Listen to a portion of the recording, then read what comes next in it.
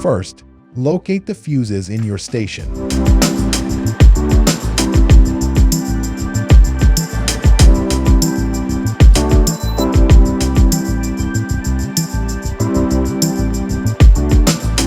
Next, use a flat screwdriver to help you extract the fuse.